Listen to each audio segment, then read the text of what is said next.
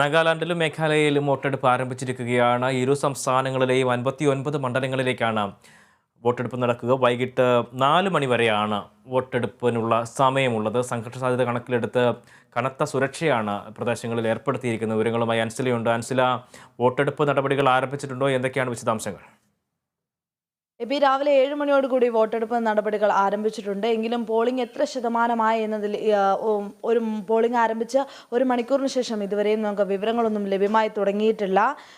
ഏകദേശം 60 നിയമസഭാ സീറ്റുകളിലേക്കാണ് വോട്ടെടുപ്പ് നടക്കേണ്ടിയിരുന്നെങ്കിലും മേഘാലയയിലും നാഗാലാൻഡിലും ഇപ്പോൾ 59 സീറ്റുകളിലേക്കാണ് വോട്ടെടുപ്പ് നടന്നുകൊണ്ടിരിക്കുന്നത്.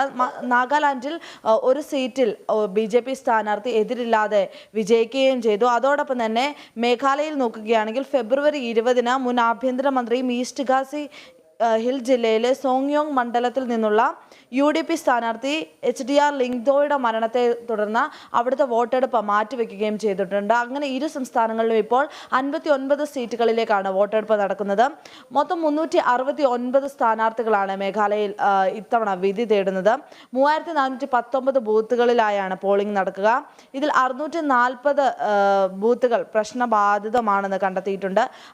ഈ പ്രശ്നബാധിത ബൂത്തുകളിൽ തന്നെ 323 ബൂത്തുകൾ വളരെ ഗുരുതരവും അതോടൊപ്പം തന്നെ 84 ബൂത്തുകൾ അതിഗുരുതരവുമാണെന്ന് രേഖപ്പെടുത്തിയിട്ടുണ്ട്. കനത്ത സുരക്ഷയാണ് ഇരു സംസ്ഥാനങ്ങളിലും ഒരുക്കിയിരിക്കുന്നത്. ഇതിൽ മേഘാലയയുടെ കാര്യത്തിലേക്ക് വരികയാണെങ്കിൽ ഭരണകക്ഷിയായ NPP 57 സീറ്റിലും കോൺഗ്രസും BJPയും 60 സീറ്റിലും TMC 58 സീറ്റുകളിലും യുണൈറ്റഡ് ഡെമോക്രാറ്റിക് പാർട്ടി 46 സീറ്റുകളിലും VPP 18 സീറ്റുകളിലും HSDP 11 സീറ്റുകളിലുമാണ് ഇത്തവണത്തെ തെരഞ്ഞെടുപ്പിൽ മത്സരിക്കുന്നത്. അതോടൊപ്പം തന്നെ മാർച്ച് 2-നാണ് ഇവിടെ വോട്ടെടുപ്പ് നടക്കുക. ഇന്ന് 4 മണിയോടുകൂടെ ഇരു സംസ്ഥാനങ്ങളിലും വോട്ടെടുപ്പ് അവസാനിക്കുകയും ചെയ്യും. നാഗാലാൻഡിലേക്ക് വരികയാണെങ്കിൽ 13 ലക്ഷത്തിലധികം വോട്ടർമാരാണ് ഇന്ന് അവരുടെ സമ്മതിദാന അവകാശം വിനിയോഗിക്കുക. ഇവിടെയും 59 സീറ്റുകളിലേക്ക് 183 സ്ഥാനാർത്ഥികളാണ് വിധി തേടുന്നത്. ഇതിൽ മറ്റൊരു കാര്യമെന്ന് പറയുന്നത് നാഗാലാൻഡിലെ ഭരണകക്ഷിയായ നാഷണലിസ്റ്റ് ഡെമോക്രാറ്റിക് പ്രോഗ്രസീവ് പാർട്ടിയും BJPയും സഖ്യമുണ്ടാക്കിയാണ് അവിടെ മത്സരത്തിന് ഇറങ്ങിയിരിക്കുന്നത്. 40 സീറ്റിൽ NDPP മത്സരിക്കുമ്പോൾ 20 സീറ്റിലാണ് BJP മത്സരിക്കുന്നത്. ഈ സഖ്യത്തിൻ്റെ മുഖ്യമന്ത്രി സ്ഥാനാർത്ഥി നെയ്ഫു റിയോയാണ്. അതോടൊപ്പം തന്നെ അധികാരം നിലനിർത്താൻ ഭരണകക്ഷിയായ നാഷണൽ പീപ്പിൾസ് പാർട്ടിയും സർക്കാരിൽ മാറ്റം കൊണ്ടുവരാൻ BJPയും തൃണമൂൽ കോൺഗ്രസും മറ്റ് പ്രാദേശിക പാർട്ടികളുമാണ് മേഘാലയയിൽ മത്സരിക്കുന്നുള്ളത്. എടുത്തു പറയേണ്ട മറ്റൊരു കാര്യമെന്ന് പറയുന്നത് BJP ഇരു സംസ്ഥാനങ്ങളിലും പ്രാദേശിക സഖ്യങ്ങളുടെ ഒപ്പം ചേർന്നിട്ടാണ് ഇത്തവണ തിരഞ്ഞെടുപ്പിനെ നേരിടുന്നത്. ഈ മേഘാലയയിലെ 60 നമുക്കറിയാം വടക്ക് കിഴക്കൻ സംസ്ഥാനങ്ങളായതുകൊണ്ട് തന്നെ കനത്ത സുരക്ഷയാണ് ഇരു സംസ്ഥാനങ്ങളിൽ ഒരുക്കിയിരിക്കുന്നത്. മേഘാലയയിലെ ഈ 60 നിയമസഭാ മണ്ഡലങ്ങളിലും 34 മണ്ഡലങ്ങൾ ഖാസി ജയന്ത ഹിൽസ് മേഖലയിലും 24 ഗാരോ ഹിൽസ് മേഖലയിലുമാണ്. അതോടൊപ്പം തന്നെ മേഘാലയയുടെ മറ്റൊരു പ്രത്യേകത എന്ന് പറയുന്നത് ഇവിടെ സ്ത്രീ വോട്ടർമാർ പുരുഷ വോട്ടർമാരെക്കാൾ കൂടുതലാണ്.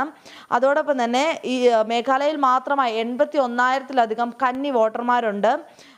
അതോടൊപ്പം തന്നെ 3,419 പോളിംഗ് സ്റ്റേഷനുകൾ മേഘാലയയിൽ മാത്രമുണ്ട്. നമ്മൾ നേരത്തെ സൂചിപ്പിച്ചിട്ടുണ്ടായിരുന്നു. ഇതിൽ 120 പോളിംഗ് സ്റ്റേഷനുകളും നിയന്ത്രിക്കുന്നത് സ്ത്രീകളാണ്.